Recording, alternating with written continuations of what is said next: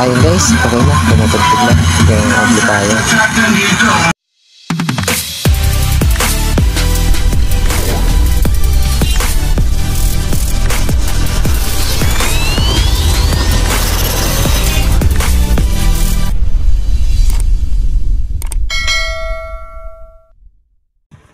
Ngayon guys ay mag-install tayo ng player, no? Bluetooth player. So kasi ang player nito guys ay sira na. Tapos nawala na rin yung FM. So ngayon papalitan namin ng ganito. Meron tong FM, Bluetooth. Meron siyang lalagyan ng USB saka memory card. So ngayon papalitan natin yung supply na pula Team 99 at ikakating natin. Dito natin idudugtong. Yan. Idudugtong natin dun sa player. Ayan guys, yung connection na yan binunot natin at ikakating. Yung mga walang player guys na ampli, pwede rin lagyan ng ganito ng player para magka bluetooth, pwede, at pwede lagyan ng USB. So pwede rin lagyan ng ganito, convertan lang para magkaroon ng bluetooth at lasaksakan ng USB. Ayan guys, dito natin siya i-connect. Yan, ground niya, yung negative.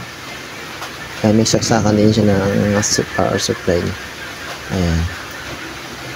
Ayan guys. Ayan. Pero hindi natin siya guys ididikit dyan. Ikakating din natin yan. Kasi may regulator rin siya. Kasi 5 volts lang yan. Yung player na to may regulator na 12 volts. So kung may regulator tapos 5 volts yung input, so mababa na masyado. So kailangan i-direct i-jump, i-bypass natin yung regulator niya. Ayan, cutting na natin. Ayan. Ayan guys. Ayan, bago i-connect natin to sa player na bago na ipapalit natin. Ayan, yung pula ito. Ayan guys. Ayan, hinangan na natin yung dulo.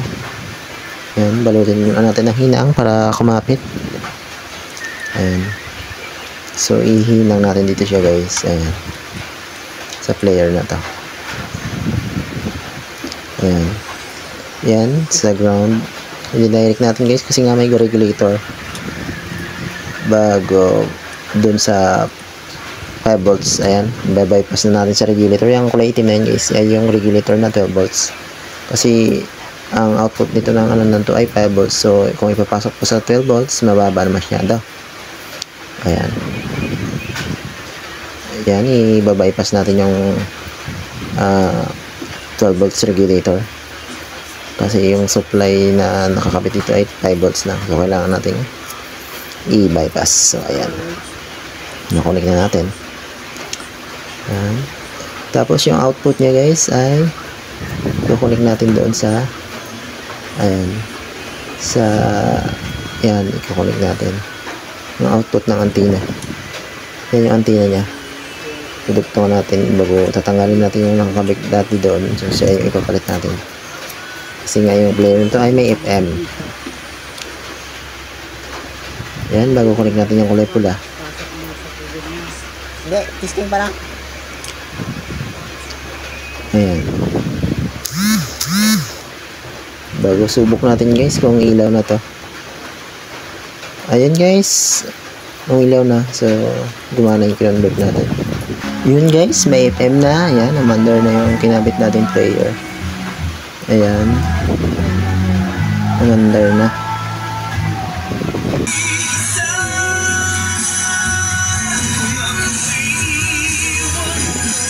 Sa binutasan natin yung takip, sinandar natin.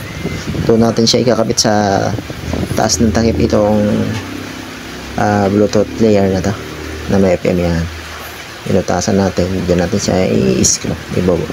Yan, yan, diyan natin ilalagay. Yan guys. Ayan, diyan natin siya ilalagay. Ayan, bago i-dinugtong natin yung connection niya.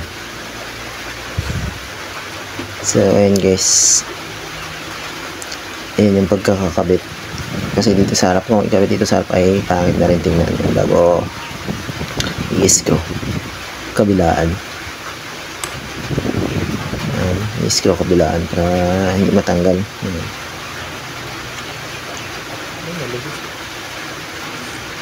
Ayan, okay na guys. Ganyan na yung setup niya bago. Ayan, okay naman siya. Ayan, yun lang guys yung ano niya. Pag sira yung player ng ganitong ampli nyo, pwede nyo palitan ng ganyan na MP3 player, tapos may